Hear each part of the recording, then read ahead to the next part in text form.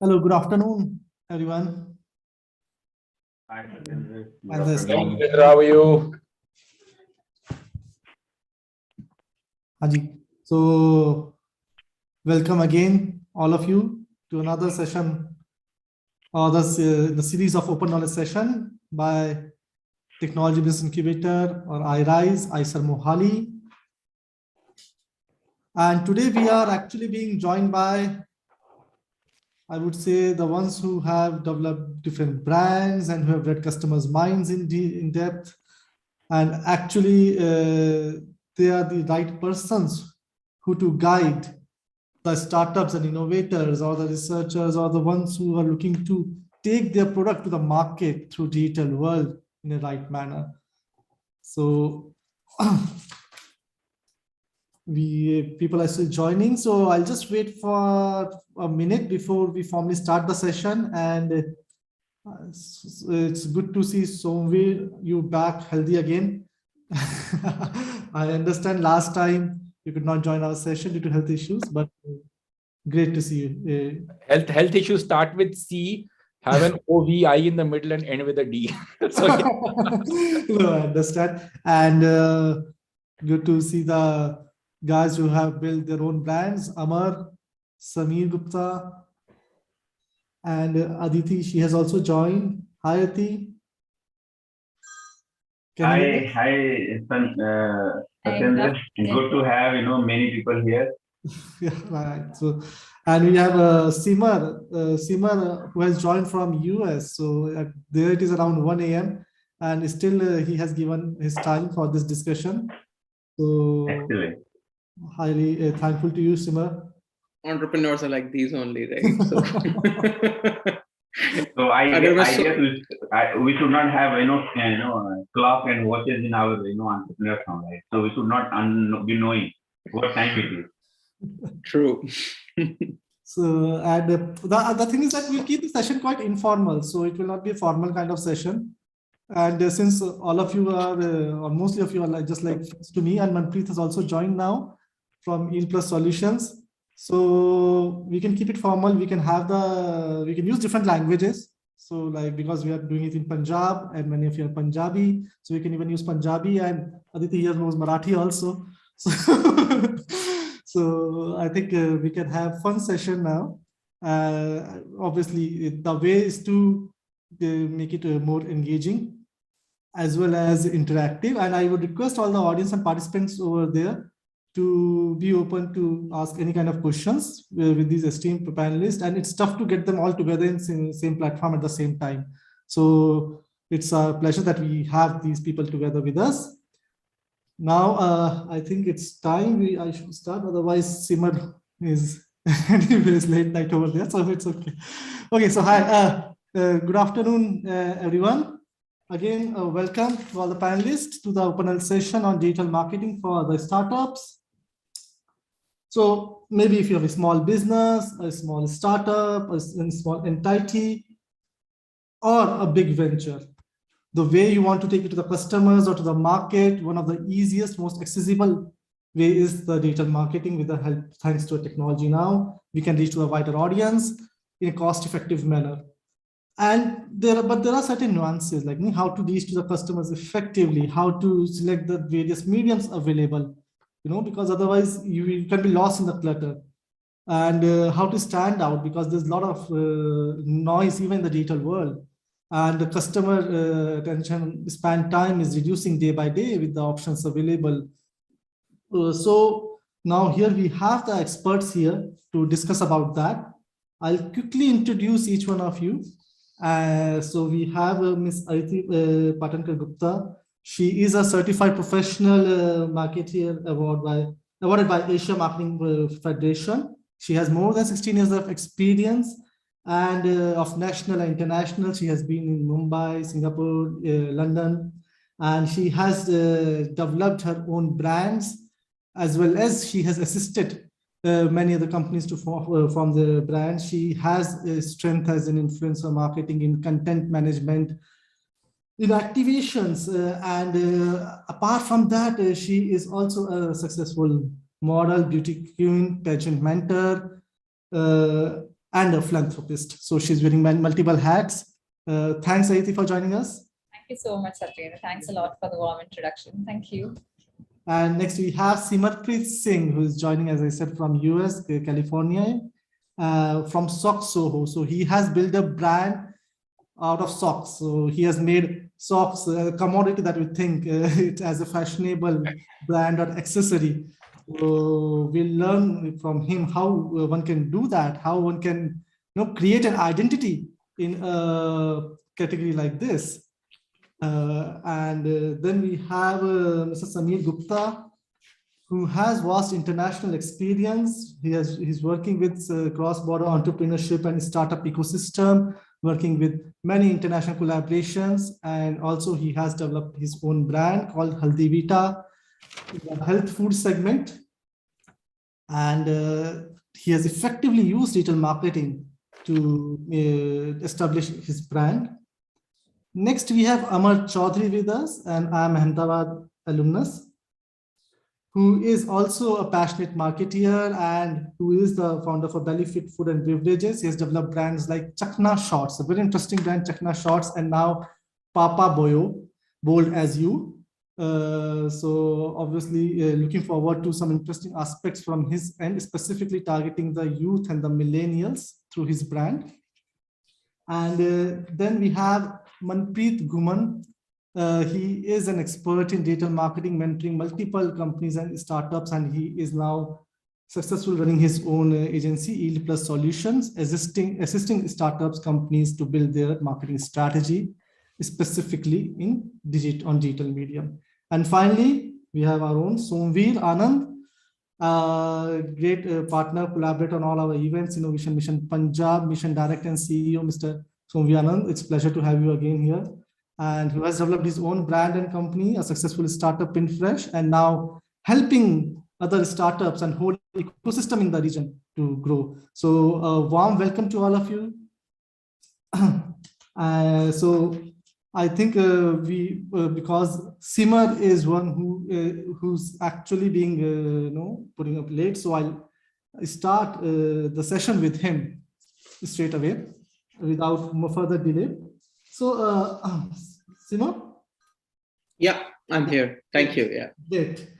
So, Simar, yeah, I will just wonder, like, what actually thought of, making you, like, what was there in your mind about how do you create a story around it that socks could become a brand, or there's something which could be associated, it could become a fashionable accessory, or you can develop an altogether different category out of it. Sure. So share your story and maybe a few learning for our audience. Sure. So, my co-founder, she was in the US. She used to work with Bank of America, and the office was in Wall Street in Manhattan. And one day, she was seeing it was 6 a.m. in the morning, and Manhattan, even if it's early morning, people are dressed up in their dapper suits. So they were all wearing black, gray, just like all the bankers on Wall Street do. But one guy was standing out. He was wearing red socks, and that struck her mind. And then she told me that, Simar, I saw this, and this guy was wearing this red socks, and he looked different from the rest. And that image was etched in her mind. And we started thinking about the whole thing, right?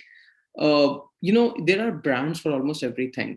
Let's say for shoes, you've got tons of brands. For even for your undergarments, you've got brands, right? But for socks, there was no brand that stood for socks. And I personally I love brands. I have built brands. I have done sales for different brands. So I have been observing that. And I realized that this is one category which is unsexy, which is untouched. And there is no hero brand around it. So we thought, can we deep dive into it, build a monopoly, and then expand from there? We tested our hypothesis. It worked. We built up a mock website, a fake website. We had no sock experience. He was in the US, I was in India. And, more than 100 people ordered in less than 24 hours. And we were like, damn, we don't even have a product and people are ordering. So there is something real here. So she quit her job in the US, came back to India. We both started building this. And in last 18 months, we have sold more than 1 million pairs of socks. And in the online space, we are the largest direct-to-consumer sock brand. And right now I'm in Bay Area. We're expanding the brand to the US right now. So it has been a fun journey, and happy to deep dive into any area that you want to talk about. Okay, so specifically, I want to touch base about the direct to customer, because that is where your strength is, or your brand strength is. What are the strategies that you followed to get success in this area? Sure. So whenever you're going direct to consumer, the biggest thing is that your product has to be differentiated. You can't come out with a product that everyone is selling. So when we wanted to start socks, we went like very, very deep into it. My manufacturer used to manufacture for Gucci, and Gucci sells the same pair for 60 euros in Europe. I sell the same pair for 299 in terms of quality. So we've figured out a way how to make a very, very high quality product at a price which is affordable.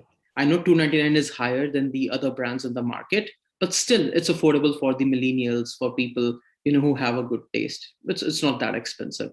So we figured that out. Then we nailed on packaging. So I have this box in front of me. It's a 3-pair sock box. Very simple, very cute, but people love it, right? So we went very deep into the details about the product. So if you are building a direct-to-consumer brand, that's the number one thing that you need to do. Your product has to be really, really good. Your pricing has to match the expectations of a customer. It can be a bit high, but it can't be super high, because India is a price-sensitive market if you're looking here. And second, once you have a great brand, you need to tell the story of the brand in a very right fashion. And there are tons of ways to do that. Some people do via PR, some manage ads, then there are Facebook, Instagram, Google, and tons of other platforms where you can tell your story. And the messaging has to be great. I think there are 3 components to telling your story. The first is your communication has to be super clear. What are you selling? You go to a lot of these websites, a lot of people don't even know what they're selling. They can't explain it in one line, and that's tough.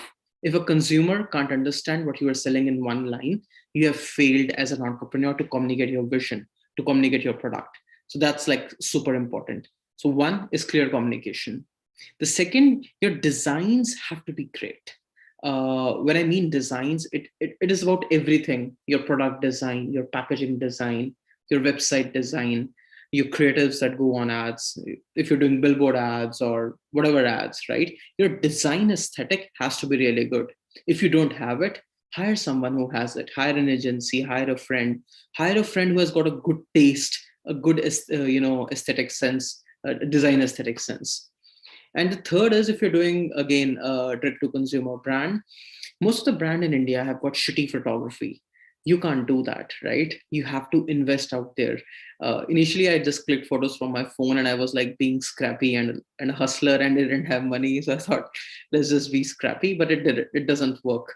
You have to invest in creating that thing. Because at the end of the day, when you think about a brand, what is brand? Brand is like the perception that consumer has in his or her mind. If your photography is bad, if your words are bad, and if your design is bad, customer would think a brand is bad, and they're not going to pay for it. So for me, these are the basic principles: clear communication, great design, and obviously the great photography, videography, and everything that goes out. And after that, the medium becomes irrelevant.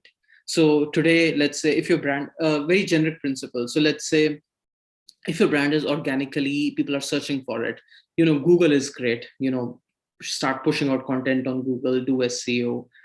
If your brand is a pull play, if people see it, they buy it, right? Like for us, you go to visual mediums like Pinterest, FB, IG, YouTube, and all the other mediums out there.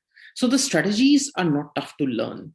The toughest thing to learn is to get into the consumer head, getting the product right, and getting the very basics right. I think strategies are like super easy. Everything is on YouTube, everything is on Google. You can learn it in like a week. That's not a tough game. Thanks, Simar.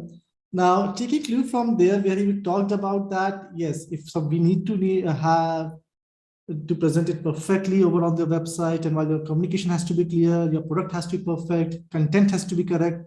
So I want to bring in views of Manpreet, who is, as an agency head, he's working with different brands. And so I want to understand from him, his perspective, as in what are the key elements he feels are important to consider in case to make a digital marketing quite effective, if you can just simplify a few terms for the audience here. Great. Thanks a lot, Satin. First of all, thank you for inviting and being part of the eminence panel. Everybody, all are experts here in the field.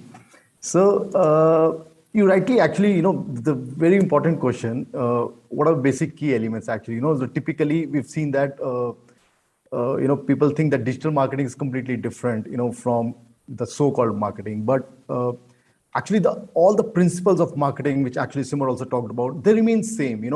It's the core of your marketing principles remain same, either it's 4Ps, 7Ps, or whatever terminology you use. How digital differs from traditional marketing is, in a way, there are intrinsic benefits which you can derive actually, and honestly, and there are two things actually, we should not confuse when we talk about digital marketing. One is typically we correlate digital marketing with promotion in a typical traditional marketing way. So it's not just promotion part of it. Second is when we say digital, we only mean in a traditional way of sending your communication out or those things. Digital can be across your entire process, your product, your organization, and helps you in multiple ways, not just reaching out to the customers only, right? So efficiencies in process, efficiencies in research, a lot of other things also.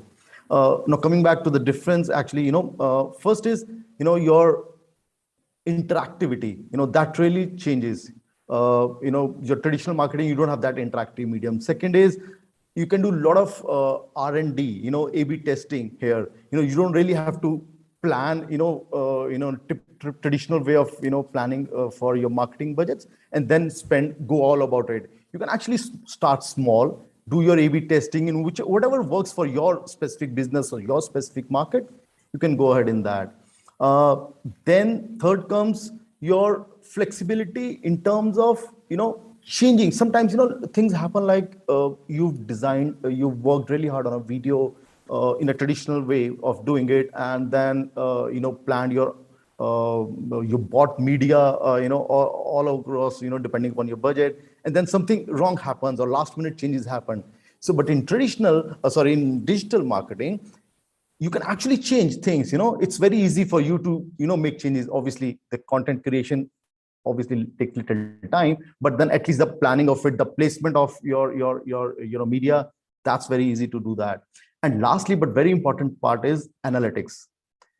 Typically you can actually track each and everything which you do on digital marketing as compared to your traditional marketing, right? So you can even track the smallest part of it, where exactly, depending on your objective, whether it's conversion, lead, or whatever, where is it actually coming from? So you can, from end to end, you can actually track each and every part of it. That really helps, differentiates, and brings efficiency in the so-called digital marketing arena. And in the end, again, just to simplify further, broadly, if we talk about, because the topic itself is so vast, huge amount of things we can continue to talk on and on. But from a layman perspective, or from the topic or for startups perspective, let's broadly put it into three different areas. One is your paid channels, your paid media. Second is your owned media, and third is your earned media, right? So your paid media is typical ads which you buy on either search engines or your social media, your Facebook, Twitter, YouTube, whatever. That's what you pay for it, and there are different strategies in how you go about it. Your own media is your own properties, your website, your app, your own pages on Facebook, Twitter, YouTube channels, all what you own, what you actually control, and typically you don't have to really pay for it. And third is your earned media, which is very important, and that's how you derive real benefits. Is when your earned media is like the shares which you get, your repost, your mentions, your tags, something actually in a way I mean, looking at directly, it's free, but it's really, really effective, But at the end of it, these are not like 2, 3 disparate, segments. They're all actually clubbed together. To derive the real benefit of digital marketing, you really play on all 3 segments or medias at the same time, right? Your focus may be different on each of them depending upon your, again, objectives, your market, your competition, your strategy. But you really use all of them together to derive the real benefit out of it. Like, for example, just give you an example of it. You're starting up, right? So you don't have many followers. You do have presence across different, social media platforms. Then you can use actually paid media to boost your, reach, to reach out to those people. And once you start building up, and then you can use, get it, use other viral marketing tactics to reach out and spread your product, service, or message, communication out there. And then ultimately, it in a viral form, in a spiral way, it actually adds up to, each of them adds to each other. So that's like, putting in a way, in a small way, the basic concepts of digital marketing. Thanks, Manpreet. Yeah, in fact, you rightly said that the importance of the earned media. And I think this concept of paid media, owned media, earned media, this kind of classification will have really helped people here to understand the different mediums of the digital marketing. At this point, I would like to ask Aditi and take her views regarding, because she has worked with international brands and she has worked here in India with different brands. So I just want to know exactly how is it that it is outside? Like, how is it like, for example, if I take London or UK as an example, how the brands see digital marketing as a tool, how they incorporate it as in their marketing strategy, and what is there we can learn it and apply for our Indian startups, basically. So firstly, thanks a lot, Satyendra, to you and your team for inviting us. I would, start up with the international and national. There's no major difference, but what happens is when we are approaching a brand, the brand perception in each and every country according to the segmentation of the audience differs. So if I consider, how India works versus the Southeast Asia or Singapore versus the United Kingdom, the marketing differs from the sentiments, the perception of a brand, the usability of the consumer, and the also accessibility. So in India, it's so different because once a startup sends, there are friends, families, and there is a multi-level, marketing kind of an effort that is done. There is multiplier effect over here. While I have seen in Singapore and London, it's more of a sample based. In Singapore, people love free samples. They love to attend networking events when they are, introducing any brand, and they would participate in those networking events to actually understand the authenticity of a particular brand. And it improvises the credibility also, because even if the brand is new or it has just started, connecting with the brand owners and directly with the brand gives them a little bit of a more trust factor. While in United Kingdom, I have realized that people are more pro towards online channels because of probably the weather conditions, the distance, the availability, the timelines of having any particular brand in the store. Also, there are certain limitations that they work on. So they have actually emphasized more on the online part, where digital marketing capability is a lot way more than what currently we are advancing at an India level. So there is, of course, we have to segment the market locally as well as regionally and country-wise, but there are various factors to understand how the brand would be perceived by the local. And that's where even while communicating the brand, the communication strategy has to be localized. So if in India we have to release a brand, you will come across a lot of even global brands trying to change their visuals as per the acceptance of the crowd, as per the acceptance of the citizens. Then the tonality becomes English. It's a mix of Hindi and English in India, which works well to reach out more audience. While probably in international, it works more on an informative base, where they more react to the tutorials, samples, or a networking event in comparison with the Indian audience. So this is how it is differentiated. But the main thing, one which remains the heart of marketing, is how emotionally you are connected with a particular brand. So when you are communicating or reaching out to consumers, that emotional value and having that connect with the audience, like rather than communicating what to buy and how it would benefit the consumer, has become very, very crucial and essential while communicating about the brand. So not a very big difference from what we are doing. All my panelists also mentioned that digital has become such boundaryless platform to communicate, but how do we connect to audience? The right message, the key message has to be very clear. Secondly, we need to understand the target audience and segment the communication and the tone accordingly, because we are dealing with Generation Z and millennials who are actually using smartphones almost, an average spending hours is 4 to 8 hours. So over there, it's so cluttered at this point of time in last 2 years because of the pandemic also. So unless we give them that benefit of the usage of the product or the service and emotionally connect with the relatable value that they can get from the product and services, no brand would be able to reach out. So that is something which has become boundaryless. The communication has become boundaryless. Rest, everybody's adapting the digital platforms thanks to smartphones coming over, and a lot of other platforms, as well as younger generation getting more customized to the trends online.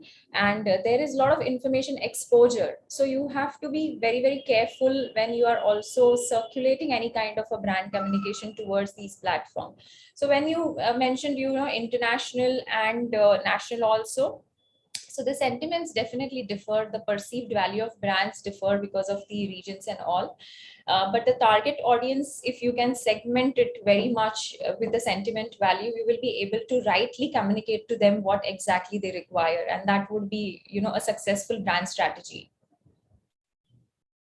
Okay, great. Thanks, Aiti. So yeah, we understand like it's the emotional connect and networking power that we are talking about, the emotional connect with the customers. And we have two startup founders like Amar and Samir, who has utilized these effectively on various digital marketing mediums as well as on social media. So I would like to start with Samir. How this thing about connection with the customers, customer engagement, and specifically viral marketing he has achieved for his product on the digital platform. Okay, thank you, Satyendra. I mean, it's a pleasure being here and talking to the wonderful audience. Now, we started this Haldi Vita 3 years back. Now, there were a couple of things. It was an educative product because people were not really aware of what turmeric latte is all about. I mean, if I say like, okay, I'm making cookies, everybody will know what is cookies. If I say, okay, I'm making tea, ordinary tea, everybody will understand. But like Manpreet also mentioned and others also mentioned that there has to be a differentiator. Now the differentiation was in our haldi, in the way we created the product and the way it had to be marketed. And there were a select audience to whom we had to focus initially and then gradually increase the circle. First, you have to target the core circle, then you have to make the concentric circle a little bigger. And then at the third stage, you cover more and more people. So accordingly, you develop the products, you penetrate the market, you attract the audience, and you get more and more customers. So coming back to the point, it was an educative product. I mean, we had to tell people, okay, what is turmeric latte? First of all, why turmeric? And this was much before pandemic. During pandemic, everybody started, kind of talking about turmeric, about curcumin, because I think the government of India also did a great job by talking about haldi all the time from morning to evening in their releases in Ayurveda. So they were doing that. Now, when we started educating the people, they were not aware that there is a bioactive element called curcumin. So the first thing was what is that element which is actually beneficial, which is actually effective in curing a problem or working as a preventive, in preventing certain diseases. Now, this communication was not very easy. We had to work it out. So, like rightly pointed out, Simranpreet was saying, like, I mean, the content has to be very, very carefully crafted. The visuals have to explain that content. And then, like, you have to create a whole strategy around it. So that was the first thing what we did. We all sat together. We said, okay, I mean, just to brief you, one of our mentors, he's the marketing head of R&B worldwide. Now, he was the person who guided us. I mean, for me, I had always been a CEO in a IT industry. For me, it was a totally FMCG was a totally different animal. I mean, who spoke a different language, who looked different, so totally different. So, I mean, we took the help of Rakesh, and Rakesh guided us. He said, first of all, change your logo, change the branding, change your tagline, what needs to be communicated, how it needs to be communicated, what will be the visual impact, what will be the verbal impact, what will be the video impact. So we segregated our entire campaign into 3 or 4 categories. Now, as Aditya pointed out, I mean, every campaign, what we did was focused in a particular platform. Like Facebook has got its own individuality, it has got its own pluses and minuses, so does Instagram, so does YouTube. So we were not very sure. I mean, generally a person thinks like, okay, whatever we need to do, just blast it all over. And he will create one video which will go onto YouTube also, LinkedIn also, Instagram also, everywhere it will go. And people will tom about it and say, yeah, I've got 100 likes, I've got 50 likes. So the first thing was like, what kind of campaign has to run on which platform? And what will be the effectiveness? Like you take, for example, a simple thing. Now on LinkedIn, it was an educative kind of, it was an informative kind of a visual we came out with, because the people were professional. We had to communicate to them in a much more professional manner. Okay, now you take, for example, Facebook. Facebook was ordinary, visual. A lot of people, they come there, they just casually glance. So it has to be attractive enough to catch the attention. So we adopted that strategy. Now on YouTube, there are some fun-loving guys who come in, or there are some serious people who hunt for information, who would like to get more information, or they could be pure play entertainment guys. So we got onto the YouTube just to check it out, what kind of audience. We made a lot of mistakes. I mean, I'll clarify here. We made a lot of mistakes when we posted. There were some campaigns when I looked at the campaign, I said, wow, man, this is like absolutely awesome. And it didn't even get a single hit. So then I realized what I think is not necessarily what my customer thinks. And generally, we like to impose our thinking on the customer. We want to tell the customer what we want to tell them, but not what they would like to listen. I mean, this is one statement which every marketing, institute has been talking about, but it's very difficult to internalize it. So coming back to the, this digital platform, similarly, SEO, now which segment it has to go to. So it was a very well drafted, it's a very carefully managed. I mean, the other reason why we went aggressive on digital media was it's very manageable. First of all, it's cheap. You can decide what you want to spend. You don't have to have a very large budget. I mean, if you go in for a newspaper ad, minimum would be 10,000, 15,000, 20,000, depending on which newspaper. I've worked in publishing industry for a very long time. I was in India Today, I was in Outlook magazine. So I understand a little bit about, print media, a little bit, because Aaj Tak was the part of India Today, and we had that news track, one of the original videos which had come out by India Today. So one understands what is visual media. So there, the flexibility is there, but it's to a very low extent. Now, going to, you need a very, very concentrated and you need a very focused audience. Going to a, say, I mean, putting an ad on TV, fine. I mean, maybe you have got 30 crores, 50 crores, 100 crores. You would like to splash it on television. Now, on television, the issue which comes up is it's widely distributed. It's not under your control who's going to watch the TV. When it's not under your control, so your distribution setup should be such. It should not happen that the guy he watches, he says, hey, Haldi Vita, it sounds very interesting. Your product is very nice. Let me go to my grocer's shop and ask him. When he'll go to the grocer's shop, he'll find it's not available there. He'll go to the other shop, third shop, fourth shop, he won't find it there. So do we have that kind of a distribution network? If we don't have that kind of a distribution network, then possibly we have to localize whatever advertisements which are giving. And digital media gives you such a platform. It makes it more attractive. It gives you a generic platform where you create awareness, you build up a brand, even if the availability is not there. At the same time, you can reach out to people who have shown interest in your product, remarketing.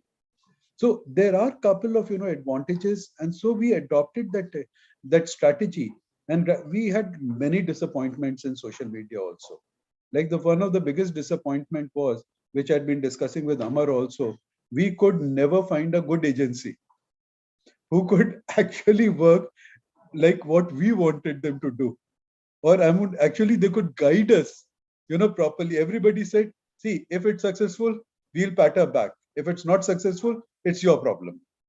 I mean, that was the approach. So the first and the foremost was, I and Amar, I mean, we keep on discussing this point. We have never been able to identify a very good agency. I've tried the largest of the agencies.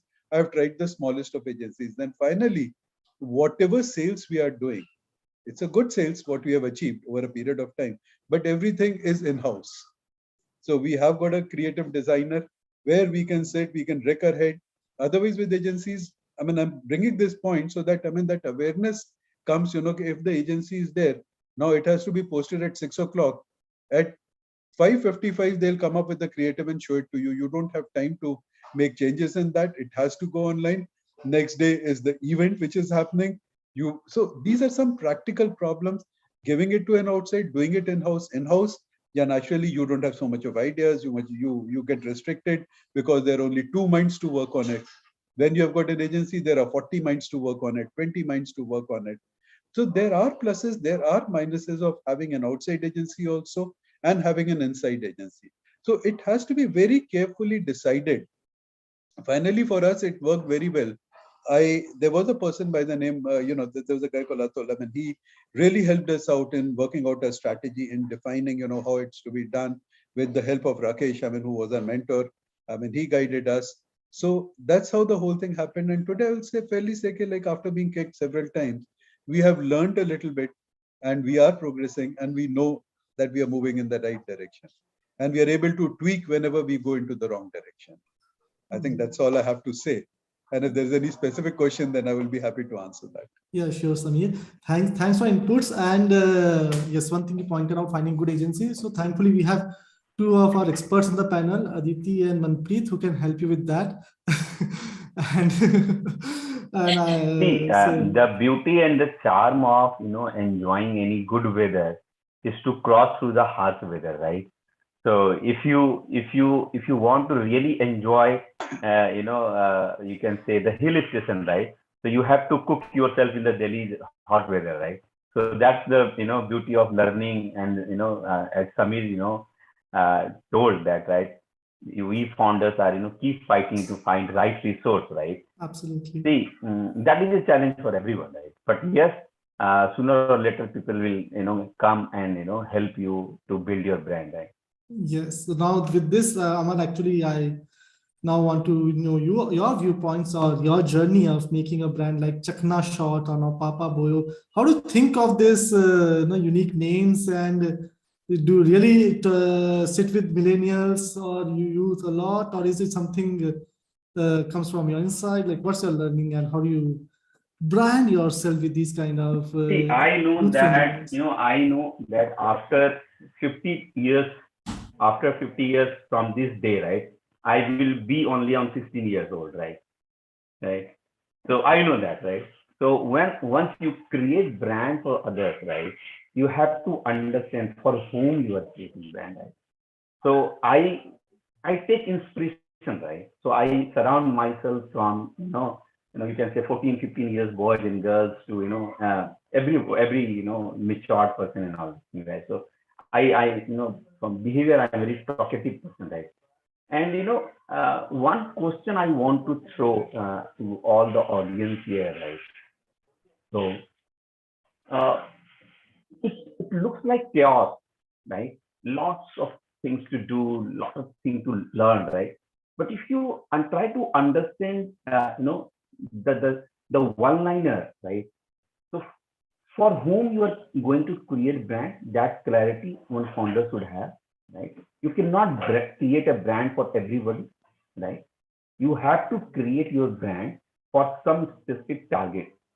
Down the line, 10 years, when you have, lots of, resource, money, team, and every support, you can create a, global brand. That's a different issue, right? That's a different level of challenge, right? So Coca-Cola has different level of challenge, right? You have your own challenge, right? So don't compare yourself like, at different layers. So for whom you are going to create your brand? And the first basic thing, as a founder, you are not going to create your brand, right? So if you think that you are creating your own brand, this is the first principal mistake you are doing, right?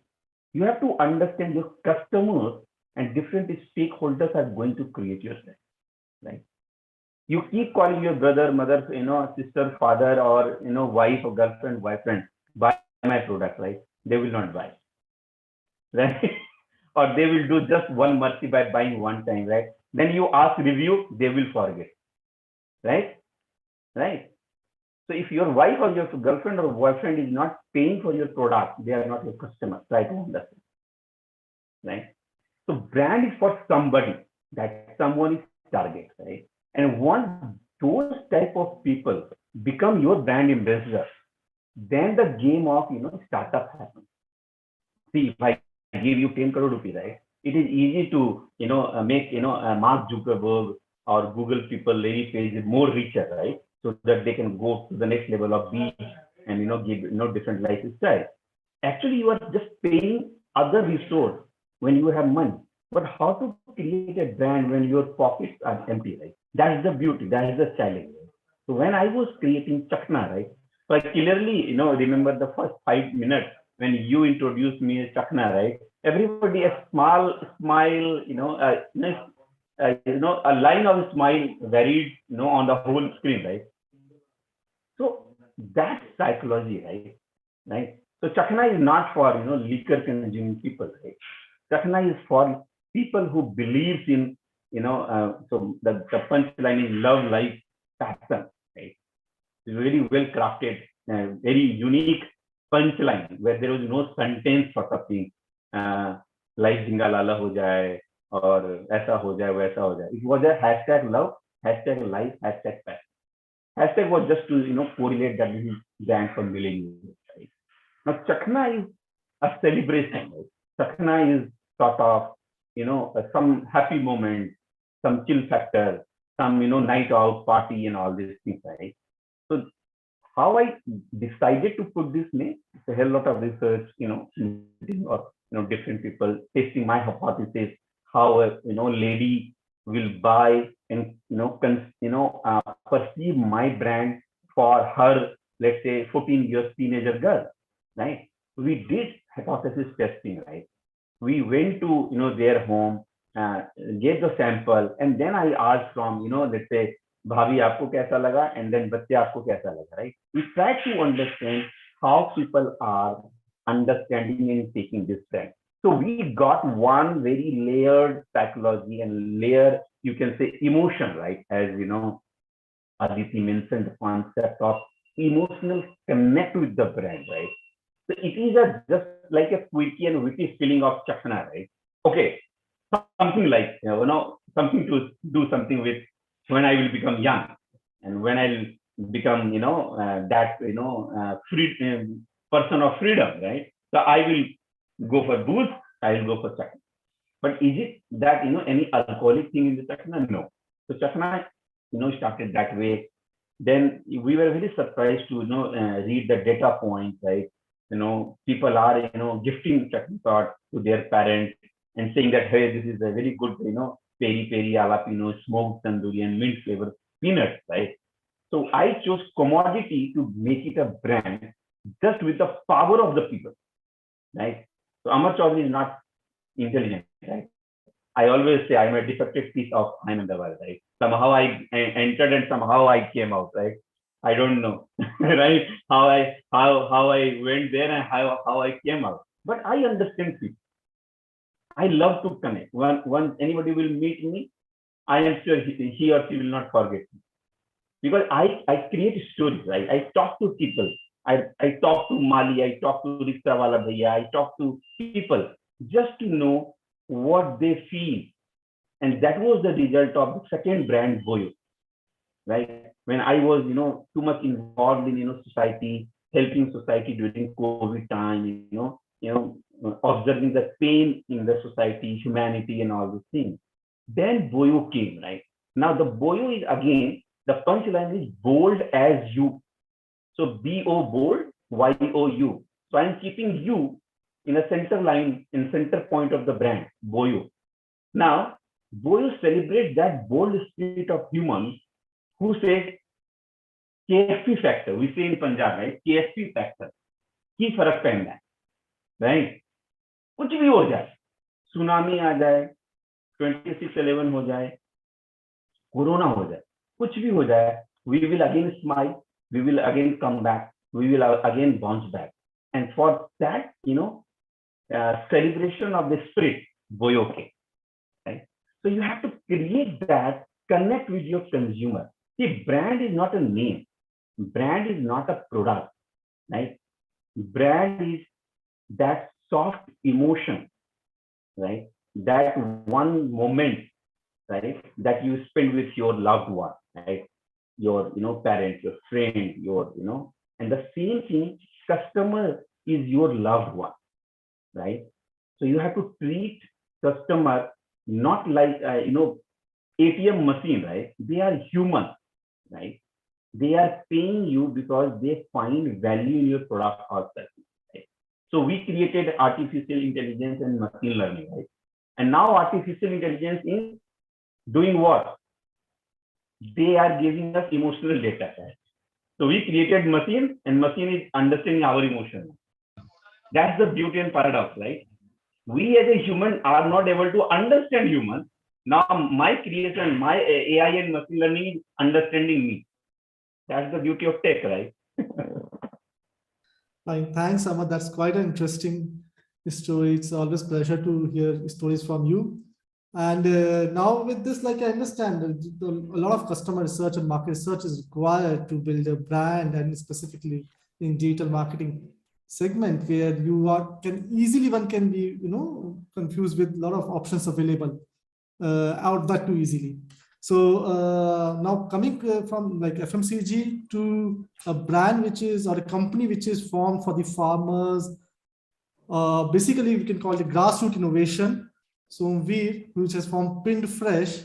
So Somveer, how did you use digital media for your kind of audience and probably your kind of product, which doesn't sound as cool as Chakna Shots or maybe No. I was No, I am waiting for it. interrupting, right? I was Interrupting right here. See, before Somveer start, right? The claim of Satyendra is not right. So I feel like Tenzin Norgay right now about to climb the north face of Everest, because the kind of information and the kind of actionable points that the rest of the panelists have given, I mean, I can't come close. What I can do is I can tell you how I did everything wrong and what we do and why we do it so badly. So if selling socks was unsexy, I sell painted PVC pipes. So, that is at another end of the completely boring, absolutely useless thing that guys want to do. So I'll kind of, so I've got lots of small things that I want to talk about. So we started a D2C company. We said we'll start a D2C company. D2C companies are cool. They are the thing. Funding mil jayegi, Porsche खरीद लेंगे, बस सब कुछ मन में absolutely clear था. So guys, I'm going to break into Punjabi and Hindi, right? I'm slightly better at the vernacular. So वो कहंदे यार to D2C company शुरू कर, मैं क्या कर दें D2C company शुरू. So we started a company full on. I mean, when we saw what all is required for the marketing, so somebody asked me product कौन बना रहा है, मैं कहा मैं बना रहा हूँ. कहना photography कौन कर रहा है, मैं कहा मैं कर रहा हूँ. कहना उदी A/B testing कौन कर रहा है, मैं कहा B तो है ही नहीं, A आएगा, उदी भी testing मैं ही कर रहा हूँ. Then they started, I was saying, acha, who's going to make it, really, what optimized for a thing, who's going to make it SEO? I said, I am doing everything. Yaar, what's wrong with you guys? So I think after a month, I tried to start hiring my first digital agency because it is not possible. So, I mean, everybody told you great things. I'll tell you, as a brand, we were very clear that we don't want to spend money because we were an unfunded brand. We had no money. I mean, I was a startup entrepreneur by mistake. I wanted to come back to India and retire. Someone told me Chandigarh is a fantastic place. All the Buddhas live here. So you can play golf in the morning and nobody will say anything to you. You can start drinking at about 12 in the afternoon at the club and there'll be nobody who says anything to you. It's the way Chandigarh is. So I said, fantastic. This is a perfect fit for me. I came here and I realized that in a month, I was going to drive myself crazy. There's literally nothing to do here except, either enjoy the outdoors, tend to your farm or play golf. So I said, yeah, we have to figure out something to do. So I started up my own company with my dad. It was a way to spend more time with my dad. So Papa and I, we did it for a year and I wasn't very sure that it's going to make any sense. Simar then came to me and said, yeah, Som, there's this TEDx happening. So I said, wow. I thought he wanted me to be an usher or, kind of help with the parking or something. He said, yeah, why don't you and dad come and talk? I said, talk to whom? He said, talk to on stage to the. I said, what? You want me to talk about what? He says, about Pinterest. And I was like, I have literally no idea what you think Pinterest is, but I know what I do behind the scenes. We are nowhere. At which point, I think I sat with him and I understood a little bit. And then I realized that, guys, when you're doing your own marketing, you sometimes don't know how good or bad you are, which is what we didn't know. We didn't know that we were India's #1 hydroponic company. So I mean, if this is farming, then this is hydroponics within that farming, right? So small niche. And of that small niche, we were the biggest. So we were the biggest daddus in the smallest kuan. And we were very happy with it. We were like, yeah, this is fantastic for us. We can do a lot of good stuff. But that only happened after I got external validation. Someone came and told me your brand was doing well. Now, till that time, I was doing product design, photo, A/B testing, all like I can explain to you. At that time, I hired my first guy. When I hired my first guy, your brain just explodes. It takes you back to when you were an MBA student and you were like, kya? 18 lakh se mera kya hoga? Mere ko to 24 lakh chahiye.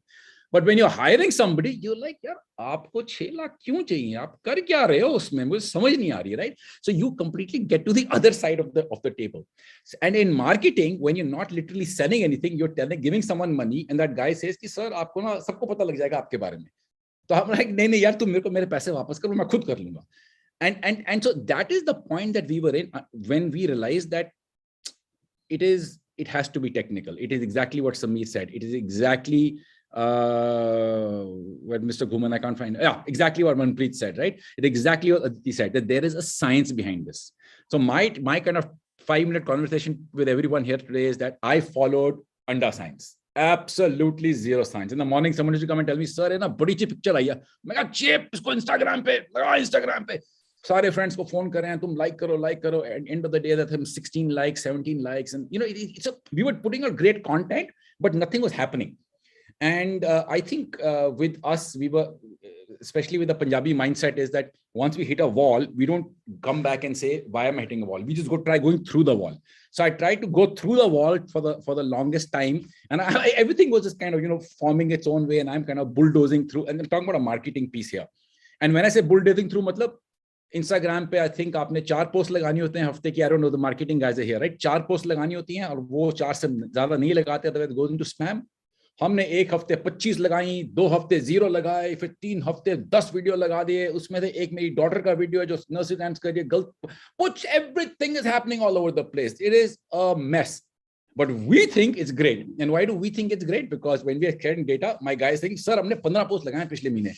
And I was like, 15 posts is fantastic.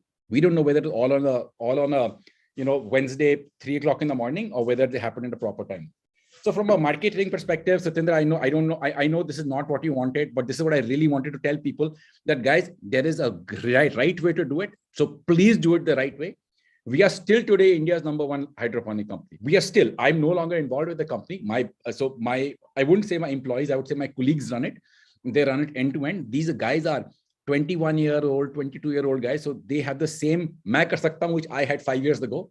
And I keep on telling them, aap nahi kar sakte ho. Not because you are bad, it's because there's a science behind it. Go to somebody who knows the science. It's impossible for us to, kind of disseminate it here. But that's something I wanted to do. And before I go, I know I'm kind of taking too much time. I just want to talk about one small thing. Yeah, we realized very early on कि किसी ने हमको fund नहीं करना है, ठीक है ना, किसी ने पाइपों पुप्पो में पैसा नहीं डालना, इतना बुद्धू लोग नहीं है. Then we realized that Zomato is getting funded and all these other Vela companies are getting, not Vela, please, I take that back. All these other loss-making companies are getting funded. And, it kind of breaks your heart a little bit. You feel like, yeah, I could have also used that money and given it straight to a Facebook or Instagram. So what we decided to do was we decided to go through our numbers and figure out why should we take money or why shouldn't we take money. We realized that out of 100 people who buy my product, 30 of them don't open it. So 30 of them just don't open it. They keep it in the garage because what they are doing is they are scratching an itch. They have literally no plans to grow anything at home, but they feel that they'll get healthier. They feel that they'll look nice, that they'll kind of be with it if they buy something like a hydroponic kit. So 30% didn't open our stuff. 50% used our stuff only once. Now we make our stuff high quality and sir, ये हैं, क्योंकि चलते रहेगा, उसने चलाना एक बारी है, right? And 20% of the guys are the guys who use our products very, very regularly. This insight is what I use to suddenly turn our marketing around to say, we are no longer talking about quality. We are no longer talking about, this is going to last forever. We are going to say that this is a great thing to gift for the guys who don't open it. And this is a great thing to learn. So we'll do a free course and you want to use it only once, but we'll teach you the right way to do it. So this is you could get out a few data points. And that will only happen if you're true to your business and if you're not delusional. So if this is going to be a 10 crore business, it's going to be a 10 crore business. It's not going to be a 100 crore business. And we realize it and we know it. So this is a couple of things I want to leave you guys with. I'm sorry, it's very anecdotal and there's not much I could talk to you about a process and this and that. This is what we did. We messed up at every stage of the road. And, 5 years later, we're still happy. We're still there. We're still doing it.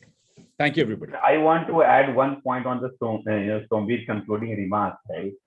So it's really a great, evolution journey that each startup has to go through. So, while you are searching different things out of, to build your brand or business, please try to explore those success mantra for your own product or service.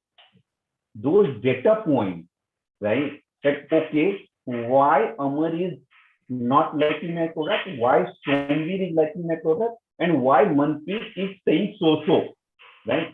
If you will be able to pinpoint those, open threads, which will not come after, spending, dollars and millions, right? Which will come only with your hard work and connecting to your, brand with the people, right? It's not like, it's not here, it is not science. The trigger is science, but you have to be a little bit artistic in nature to understand your consumer. Yes, that's great. Like you just need not to understand the market or the new customer, but your existing customers also you need to understand, and probably that learning can help you in different aspects of marketing. So with this, I would again like to bring in Aditi's perspective, specifically regarding influencer marketing, because you yourself have been an influencer. And you can tell us, like, at what point do you feel influencer can actually help the brands or products for that matter? And what kind of influencers one should look for in the digital space? So first of all, it was quite an entertaining session from Samir, and I could totally relate to it. What went wrong? Because if brands' marketing strategies don't fail, then what will they learn out of it, right? So that is the main fundamental of it. Like till date, even if you have worked with n number of brands, n number of products, even if it is your own baby also, your communication strategies are going to fail, right? So that is something which I totally agree. And also I agree to, Samir sir, that whatever it is, no agency is able to satisfy any client. No client is able to get satisfied with any agency. So because I could relate to it, because I have worked on the agency side and the client side. So I know how much hired and fired I got while trying to convince the client what is the right way and what is the not right way. What happens is, I think the agencies get too technical at times because they are not emotionally connected to the brand. It's more for them, to monetize that opportunity. So they lose out the soul that we try to communicate it to the marketing. And he rightly said that there has to be a well-balanced mix of building a team in-house, which kind of gets associated with your brand, and also then brainstorming sessions and constant communication with the agency also, that what is it that we are looking at, because otherwise they can give ample case studies, ample understanding of the brands around it, but it is always better for startups to go slow. I know it can be magical, it can be an overnight miracle, but it's always better to go in stages to identify, because if the error is small, you are able to correct it at the right time. Okay, but if the error is big, it might demotivate or it might discourage you from going on a larger journey. So no brand has been successful in a day's time, though we can talk about in so many days the app downloads are happening, so many days my sales is happening and all of that, but on a constant basis or on a consistent progress, you will still see ups and downs, where brands also resonate the human natures, and ultimately we are dealing with humans, right? How much ever how much ever the even the artificial intelligence and the machine learning will explain you the sentiments and all, but ultimately, if today if I'm talking to Amar or Amar is talking to me, I probably will go and find out his brand and still eat, but not a machine made something and they're saying, okay, take this. Okay, so there is still somewhere a human touch still existing. So however digital marketing xyz things are there, and that's where the integrated marketing approach has come into the picture, that you try to connect with the client or the customer wherever he is available.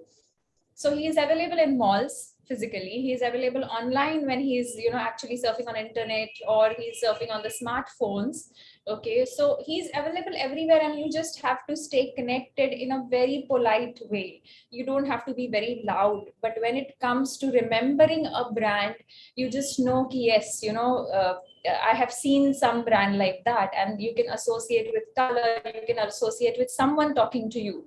And influencer marketing has come into the picture because of that sense itself, that humans want some other human to validate that part, that yes, this product is good, or they want to recommend something. Okay, so at this point of time, influencer marketing, all that data and research I was studying since morning, but here we are talking something which is real, right? Here we ourselves come under nano influencers. So influencers have four categories ideally, right? Nano, micro, macro, and mega. Mega is like celebrity, probably Virat Kohli, all those celebrities that we know, all the Hollywood stars who do it. And what happens is, of course, we are the followers and all, but would Virat Kohli followers would really buy Audi 8 or not? That is the question, right? It might be a brand association for a prestige issue, but whether we actually do it or not. So even when looking at an influencer marketing, which is nothing more than a personalized content communication to build the authenticity and win trust and loyalty from the people whom you're communicating to, right? So it is a very, very simple strategy that I will trust all my panel members because Satyendra has introduced me to them, right? That's the reason why I'm able to connect with that brand. I will start following them. I will start, connecting with them on the LinkedIn, and then that ecosystem around the brand or the communication starts coming into the picture over here. Now, what is the advantage of having the influencer marketing is, one, it comes very cheap. There are so many nano and micro influencers. So if I have to say nano, it would be somewhere around less than 10K followers. People like you and me who love to, someday, not just constantly on there, but someday if we use a product, we would like to appreciate it on social media. Or people who would, randomly click pictures while moving in the mall or have a nice dinner, and then they want to just rate something on basis of their own experience. And that is where it is authentic. Okay, so nano and micro influencers where, less than 100K followers are there. Macro and mega, of course, they are more like a paid social, and they are more like, who would charge you for a certain content. But if you're able to identify what is your key message, if you're able to provide a certain information about the brand, just like the way we do it with agency, sit down, have a conversation. What is the purpose of this influencer marketing? Like, why am I choosing? Because there is so much of a power in word of mouth and power in direct communication. It makes more sense for brands to associate with influencers, but at the same time, the influencers across the media if I have to give you right now, around total available market is almost 1,000 crores. So to associate with them, you will still have to break down, segment it as per your requirements. Say there are lifestyle influencers, there are sports influencers, there are, even I am into financial services, so there are people who are into financial services industry influencers as well. So I'll have to identify those.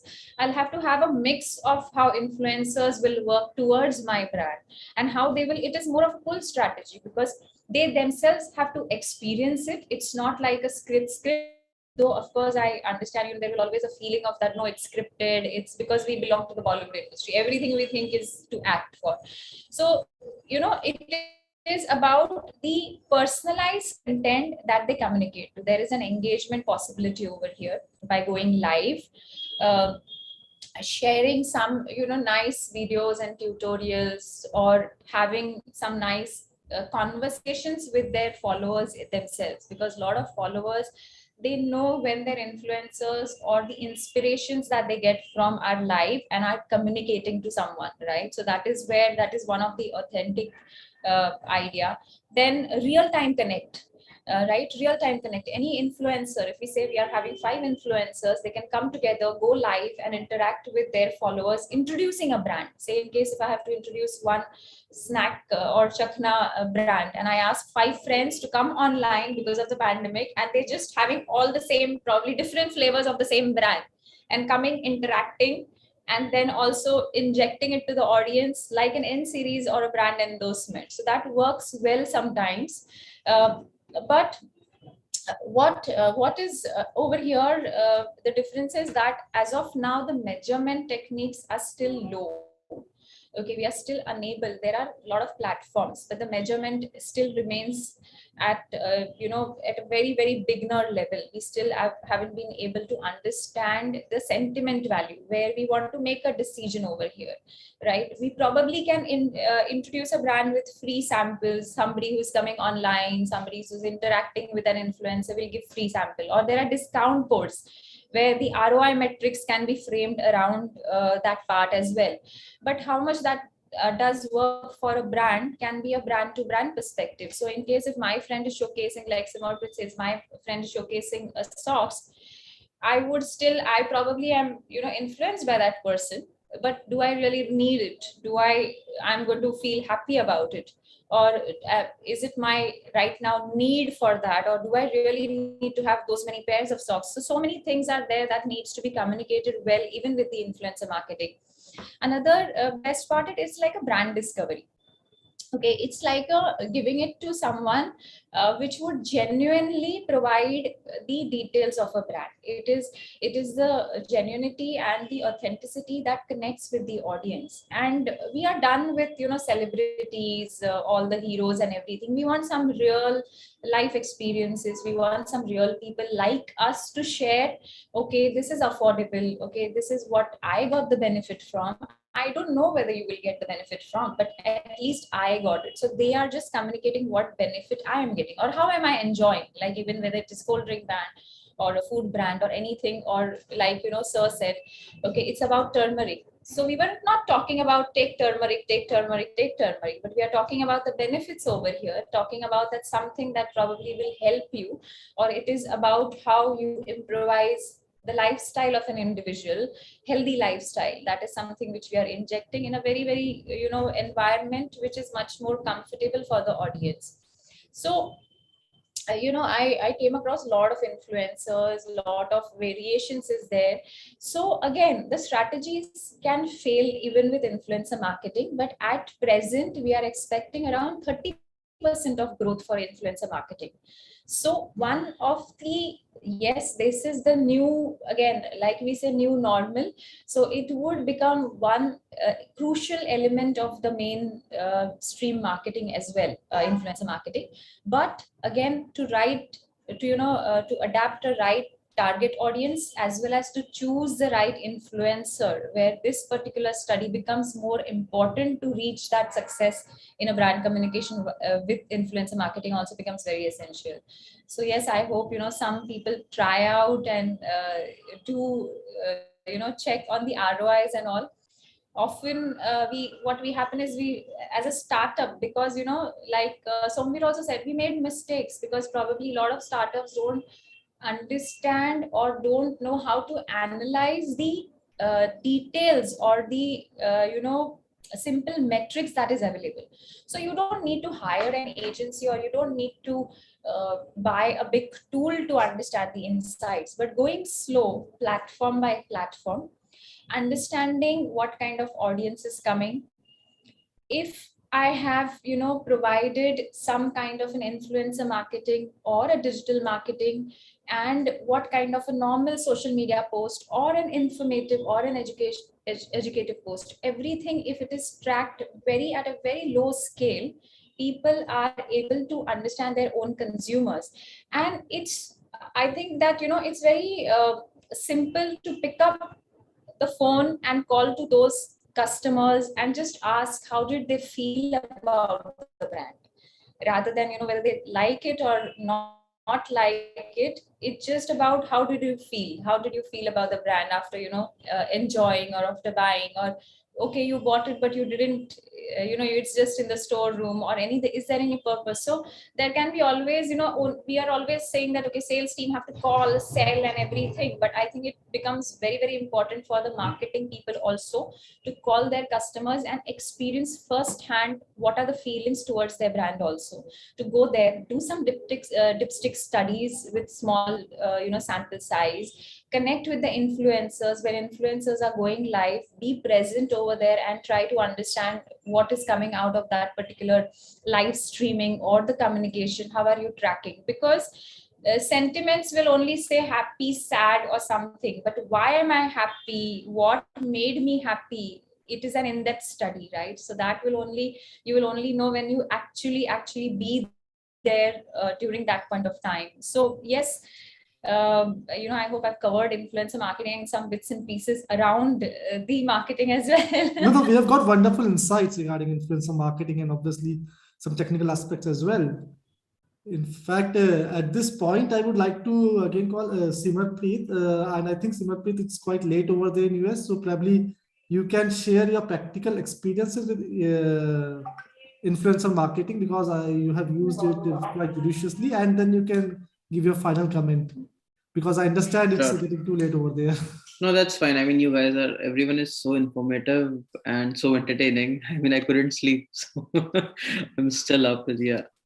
Okay, so regarding influencer marketing, to be honest, we have not done it too much. We once tried it, like no, not once, like 4 or 5 times tried it, and it didn't work for us in terms of sales. It's good for branding, as Aditi also mentioned, right? People get to know your brand, but maybe they're not necessarily trying to buy your brand right now. Good for awareness. If you look at the top of the funnel, good for awareness, good for the getting out the brand.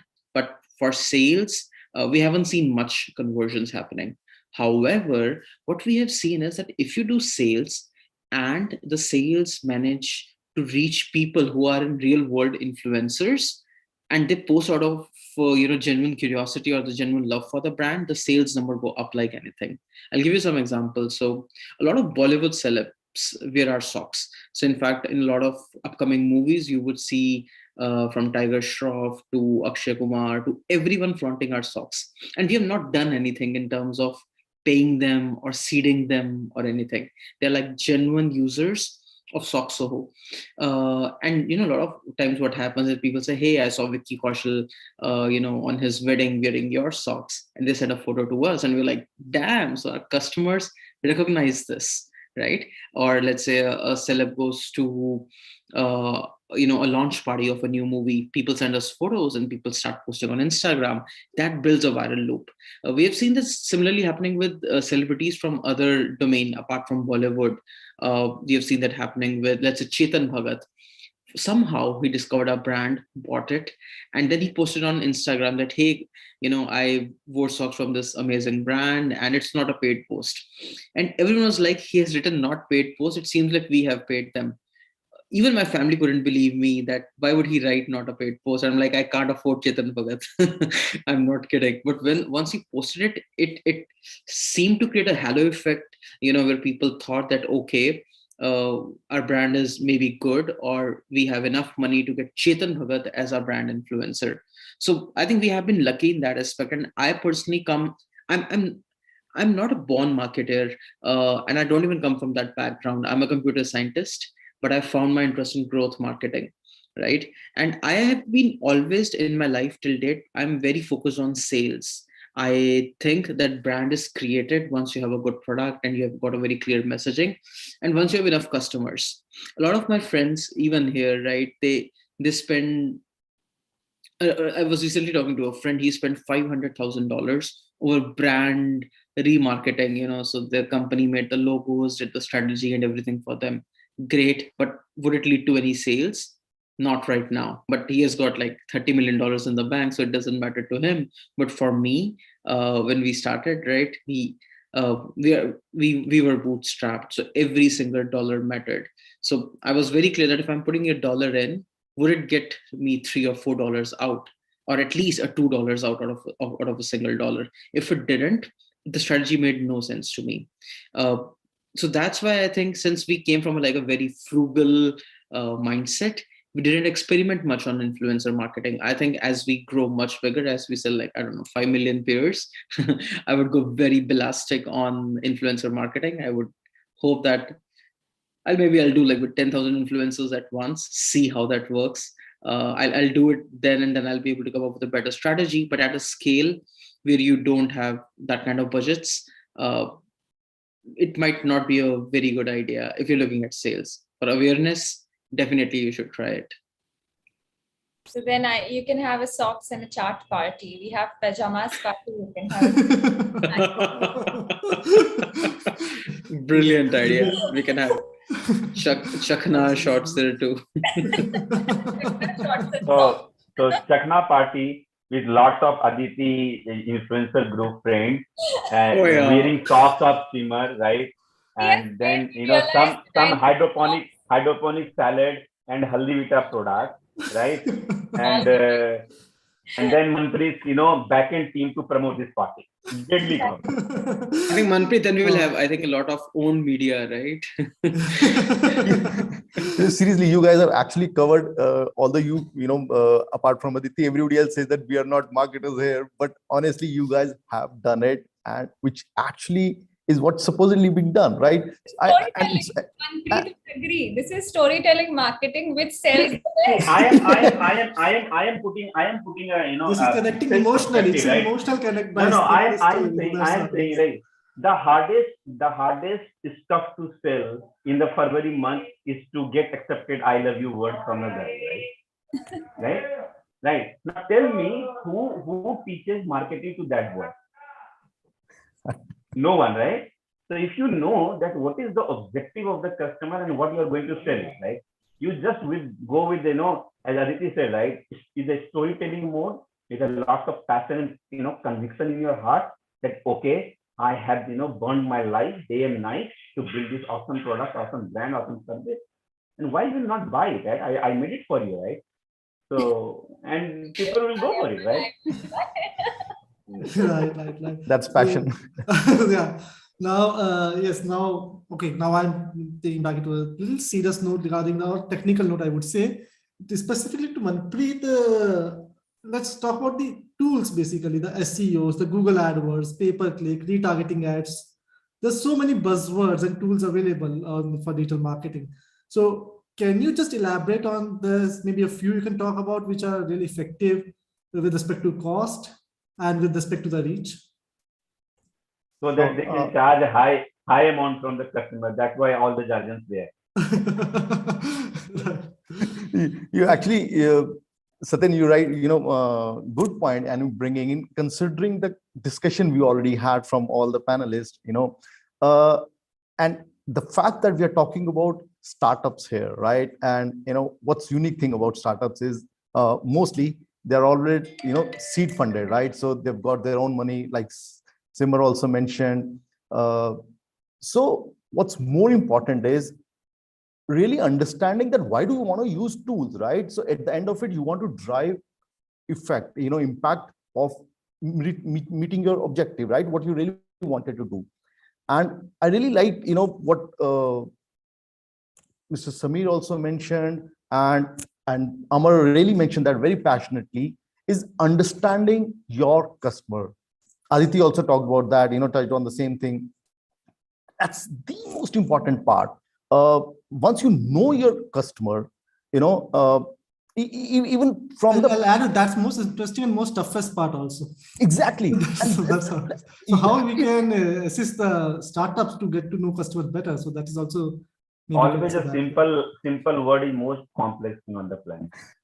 No, very true, very true. So, but then there's no science behind it. Really, you have to. We all of us have actually given some examples, of how to do that, right? So there is no like textbook of thing, how to do. Obviously, there are books out there, to do that. But then, depending upon your product, your service, your market, you really have to understand your customer. That's very important.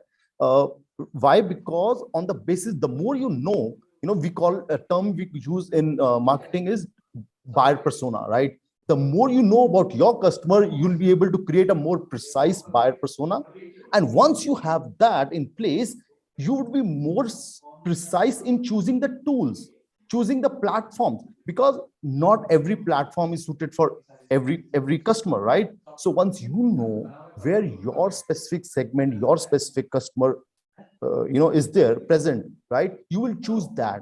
Okay, so I can't say Facebook is better than LinkedIn, or depending upon all those, TikTok is coming up now, or any other platform, right? So it again depends upon my understanding of my customer, also fitment with my product. Can I use those creatives, those visuals, or content to reach that customers using the same platform? All three things are very important. You have your tools and platforms, you have your customer, and then you have your message, your with respect to your product. A combination of all three is very, very important. uh, Specifically to your question, I'm sure everybody wants to know, which tools should we go for, because there's so much of clutter out there in the market. uh, I won't suggest any paid tools, to be very honest. Again, it depends upon your specific requirement, your budget, your how much fast you want to reach out to, right? Again, the more money, more dollars you burn it, obviously you get more visibility, more returns. There's no doubt about it. But again, we are talking here about startups. So I would always suggest they're all free tools available. You always got freemium models out there. You can try or try as much as possible. And at the same time, what I call is growth marketing. Simar really mentioned that. So if you really spend some time on the internet, you have a lot of hacks available out there. People have used, like Aditi mentioned, influencer marketing. In a way, that's definitely a paid mode, right? But then you can actually go out, build communities. Like Simar mentioned, Simar, amazing examples he gave, that he said that he hasn't tried influencer marketing, but in a way he's actually derived benefits out of it using community. Over a period of time, it's a viral thing. It started with few people trying up, sharing it on the media, different media, and then it really picked up on top of it. So my suggestion here would be, we should use free tools available and build communities on top of it. A few examples, just you can use Facebook groups, you can use LinkedIn groups. It again depends upon platform. Not every platform supports that. To understand your customers, because once you are into those communities, when you where you think your target customers are, start observing how people communicate, what are they doing, what are they sharing. That will give you immense lot of insights, in a way that you can start, go back to your drawing board and create your content, create your communication accordingly, because ultimately you want to resonate with them, right? What they want. Second is, there are other very, very upcoming medias which are very free, free available, like Quora, uh, which is very good for SEO. Be there, answer, because now people don't want to be told, or because people also know that it's a paid communication, right? So the chances of you getting listened or heard is very less. So but tools like Quora, where people ask questions themselves, they're coming out there, be there, present. It's free actually. You do have paid versions also, but then there's no harm in being present, using all those free tools available out there. uh, Specific to that, use your social media groups, like Telegram groups, your WhatsApp groups, obviously you have to start wherein people will opt into it. You add value to it by giving free content, by giving them some value depending upon your product or service.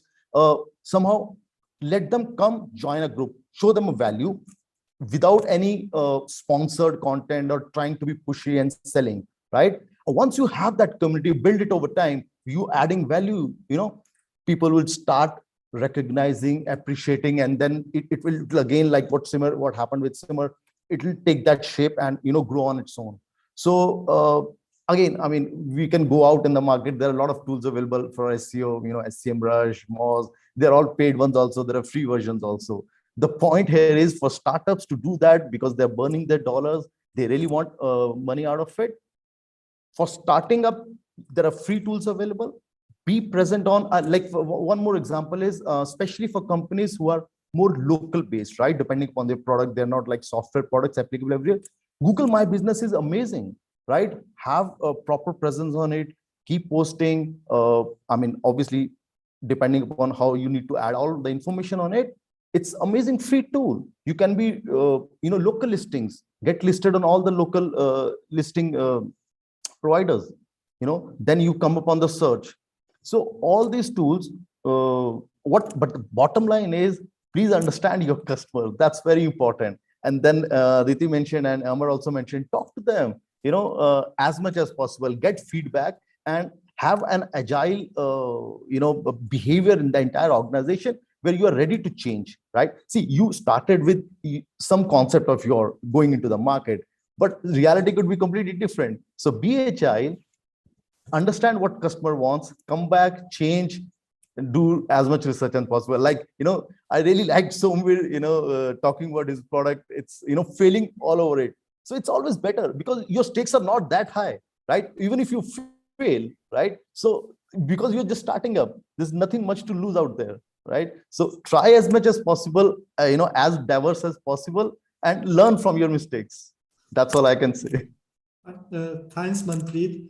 And yes, it's all boils down again to the customer, what he wants, and exactly we need to think from his end rather than what we want. See, I wanted to add one point here also for the audience, right, who are planning to, make a strategy and all this thing, right? So you define that not everything can be done in the first day, right? So there is a strategy, right? And strategy is, overused, misused word, right? So don't use, right? कि कल breakfast में मेरा strategy यही रहेगा, right? So don't use this word, right? I hate this word being an MBA, right? So what you do, you put out everything in the number, right? As a founder, if you can convert everything in the number, right, it will help you, right? I'm again giving you very life analogy, right? Even your love to your wife or your girlfriend or boyfriend, if you don't put the number कि करवा चौथ में birthday में gift देना है, करवा चौथ में gift देना है, हैप्पी बर्थडे में गिफ्ट देना है, नहीं दोगे ना, नंबर डिफाइन नहीं करोगे, तो दैट इज गड़बड़ थी, right? So define that number, that milestone. Okay, today I am 0 at Facebook, Instagram, yes, this, that. This I will do, I will reach here. This I will do, I will reach here, right? So don't read Elon Musk, right? And break your heart here, right? Elon Musk is Elon Musk. You are Amar Chaudhary, right? You are selling peanuts, right? So be at that level, but be creative 10 times more than Elon Musk, because you have to be Elon Musk, right? Right? So define those numbers, right, on your Excel sheet. If you don't know Excel, write on the diary. Because right now, Delhi government, appointed me as a business coach for, student entrepreneurs and all these things, right? They don't have laptops, right? I told them chart paper पे बनाओ, Excel sheet photo खींच के लेके जाओ, वहां पे chart paper पे बनाओ, right? Because see, the basic ज्ञान and basic knowledge is same, right?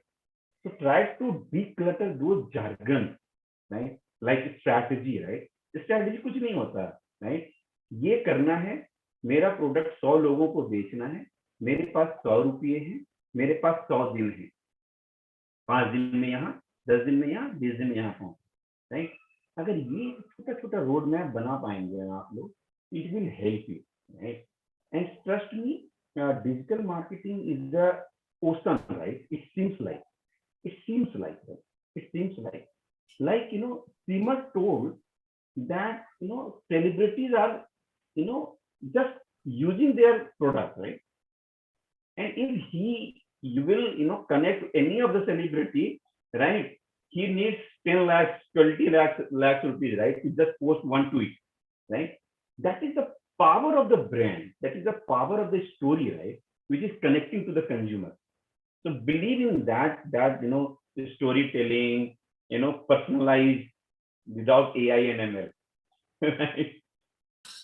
Fine. Yeah, thanks, Amar. Yeah, that's actually important to set up the milestones and then measure and review what we actually execute. And now, before I open the forum to the audience, I would like Somvi to pitch in for the final comments until unless someone else have Listen, anything to guys, say. I really have nothing to say except that I'm going to give you a secret that I did. Please don't copy my ideas. Okay. So what happened was this whole influencer marketing we couldn't afford.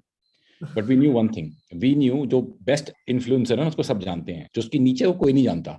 So we made our own influencers. So my dad became the influencer. So I've got videos of Papa, right, acting like he's some high-end hydroponic guy from Australia, and we had him explaining things in technical terms and using the words aligned, long-term strategy. We had all these things sorted out, and this I think I learned from Simar only after the TEDx that we did. And because see, after we realized that TEDx tak, we were doing, let's say, X amount of sale. After that talk, we were doing 4X sales. And we realized that it's all because people suddenly thought कि ये थोड़े clean से लोग लगते हैं, as in they are not fly-by-night operators. And I said that if I could make that happen, if Simar could make that happen on a platform, imagine.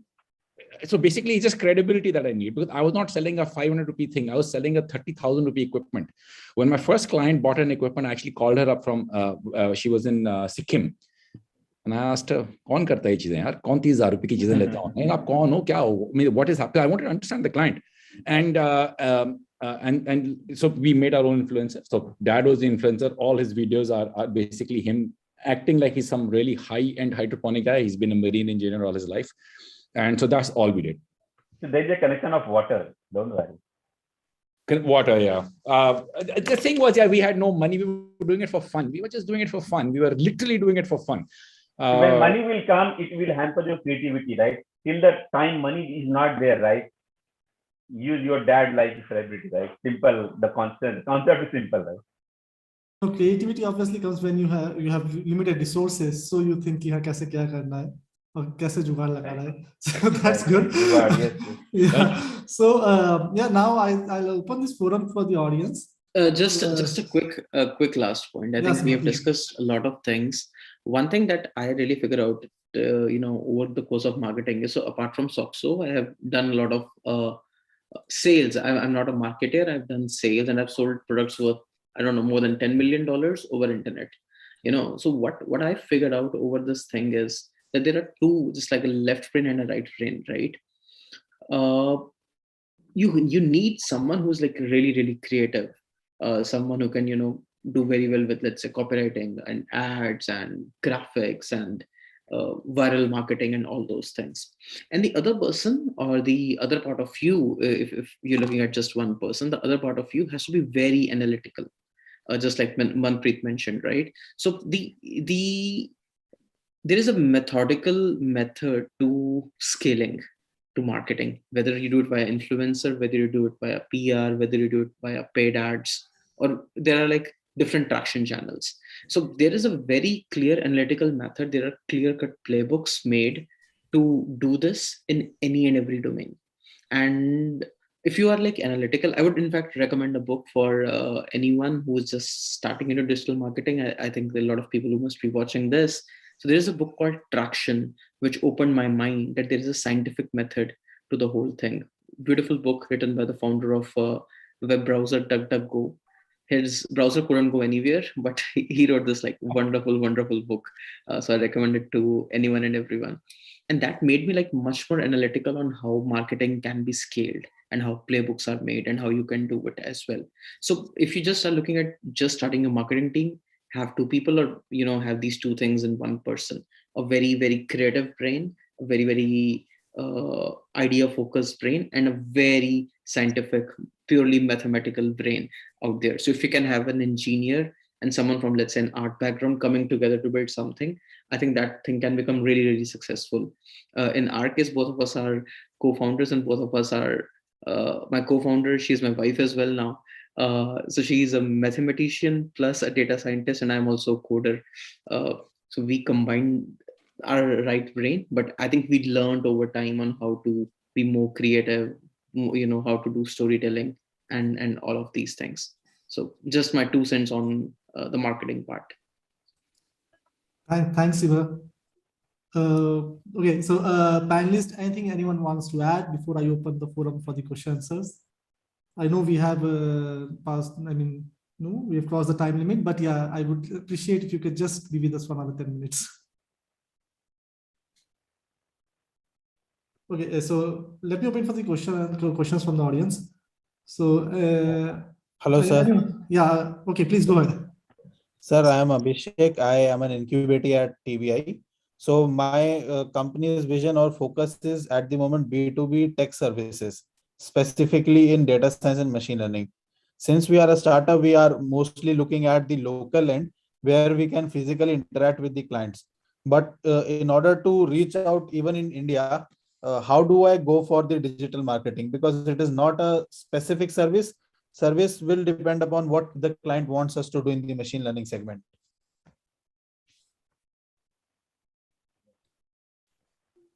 Yes. Can I pick up? Can I pick? Yeah, please. Yeah.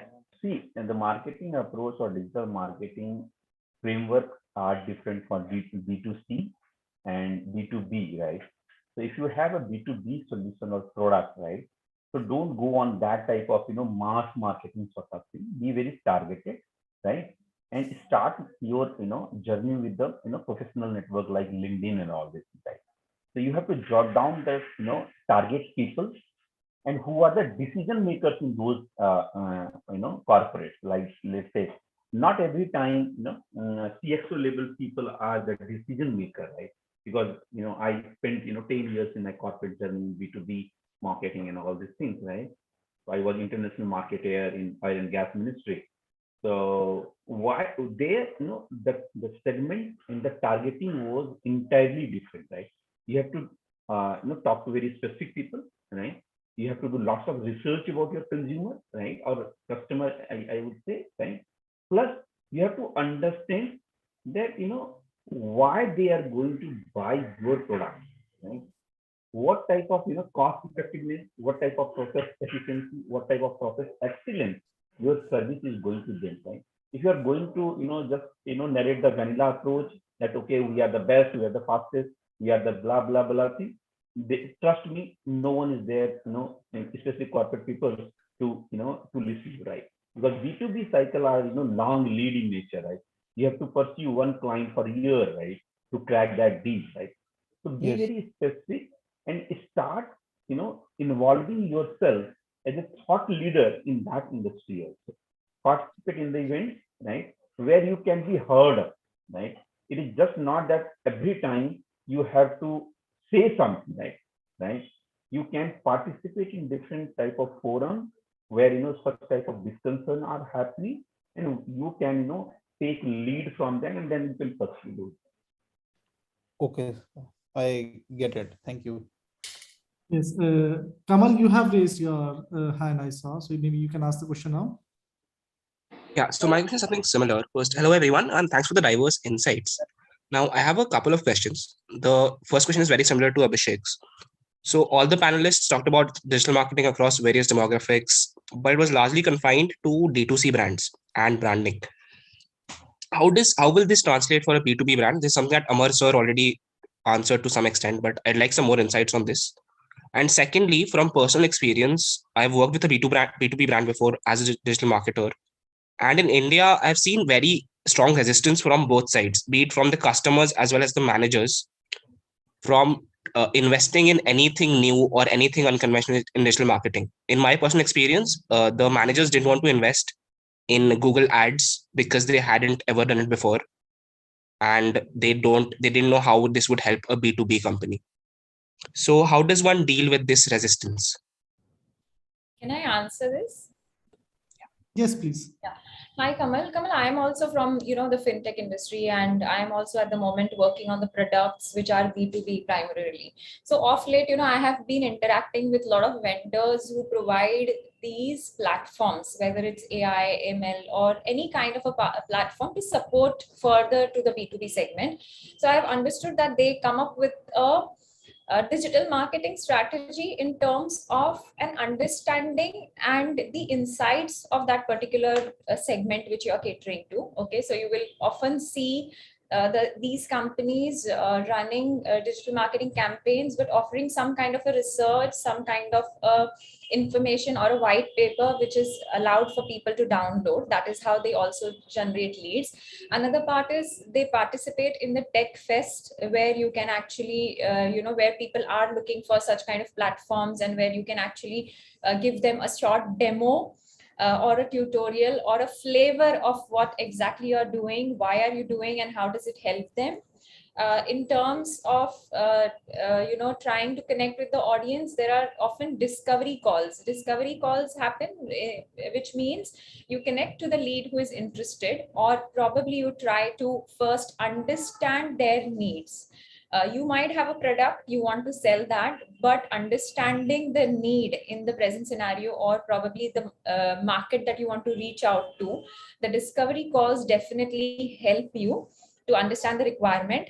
Then there is a demo setup for the tech platforms. So then they will showcase how the journey would look like for the B2B platforms, how a consumer life cycle would move around, and what will happen if you actually equip yourself with these kind of technological platforms. And then comes the offering part. So it may not be like a D2C brand where there is a direct offering and people consume it and enjoy it and experience it. The tech part experience definitely is different, because not everybody would understand that language. Okay, so you will have to break down it.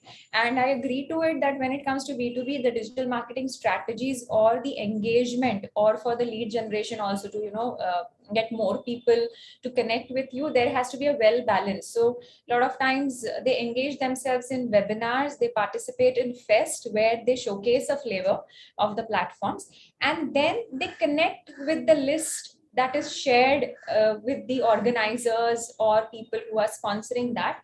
And then they start connecting, okay, why don't you try out for 7 days, offer a trial, or offer something which is available, or offer a case study, unless it is presented in a case study basis or a tutorial basis or a demo for a few days free of cost or something like that.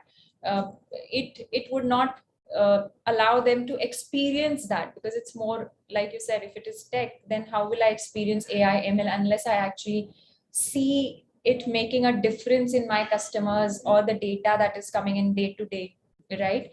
So I think probably this is something which might help you.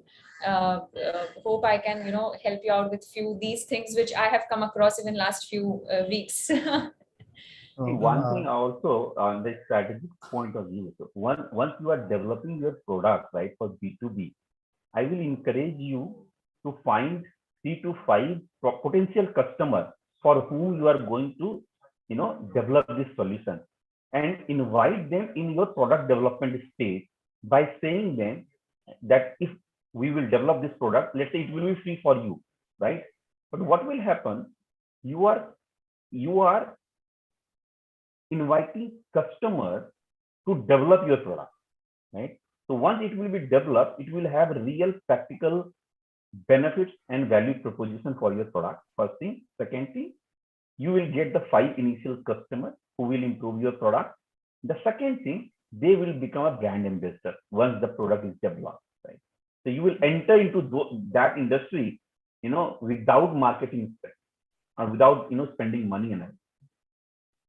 Great inputs, great inputs. Just to add that amazing, example, and in fact, Aditi gave, steps by step, how you should go down the funnel, in a typical B2B, scenario. And Amar rightly pointed out, like co-creation along with that. So for everyone, because it's like 10 minutes, very difficult for you if you guys are just starting up in this, area. You can actually go. This is something called inbound marketing actually, and very, very useful, especially for B2B segment. So you can refer to HubSpot Academy actually. So they're very, you can find free resources, courses, everything. You can actually do a certification for free also. So maybe, after this session, you can go back if you're more interested in this called inbound marketing. Very effective for B2B segment. Thanks, Manpreet, Aditi, and Amar. So now, due to paucity of time, we'll just take last question. So Yes. Ravneet, yeah, please. Yeah, hello, sir. Hello, everybody. Ravinit this side from Waste Wing. So it was very wonderful session from everybody. So I just wanted to ask that we are working in the waste management segment in the rural area. So we were planning to launch our campaigns and build community. So how do we get a rural connect, and can we use digital marketing as a tool? I'll take that, first, and obviously, and others can also add. So, Ravneet, actually, the benefit of digital marketing is that we already talked about it, in somehow that you can actually precisely reach where you want. Aditi or Satyendra also talked in the beginning, how the reach of digital, which is actually now mobile first, actually, is deep inside the country, right? The rural segment across genders also. So, but the change which you probably have to adopt in your strategy would be go local, like, in terms of language. So there are, I mentioned growth hacking, that there are a lot of different tools apart from the typical, AdWords or Facebook page. You can actually go for some other, innovative, like, WhatsApp marketing, right? So maybe using IVR in local language to reach out to your target customer. Again, it will depend upon it's a B2C or B2B market. But then apart from the traditional, within digital, there's also become a traditional and the upcoming new growth hacks, So probably you can, go for those also. Like in your case, the target segment is rural. So maybe localized language, depending upon which area of the country you are targeting. The medium they would be having, maybe they may not be on smartphone. They probably would be on, feature phones. So you can use SMS marketing to reach them. But at the same time, just understand after that promotion or communication or channel you use, what is the call to action, how you link it with your ultimate objective, whether it's lead generation or doing some trying some sample, or maybe you're just increasing the awareness of your product or service. That's very clear. But then there are obviously tools available, so don't just depend upon typical Google AdWords or Facebook ads. So, to add to what Manpreet mentioned, is what we are trying to share is that every business, whether it is a startup or a large business, needs an integrated strategy. So traditional still works depending on your audience, and then the reachability with an amplified effect with digital marketing. So even for rurals, radios work, simple messages works, even flyers in their local language would work, or a kiosk, or just setting up and having these community platforms where you can introduce your brands do definitely work at the rural side. You will have to identify your region and connect with those local influencers. So over here also, they are the ones who will talk about it. They will help you to gather people and introduce your brand. So apart from the digital, and then it literally, like, okay, everybody has a phone, I can connect with them, and then you can start WhatsApp marketing, you can start SMS, or sending them more information about the product.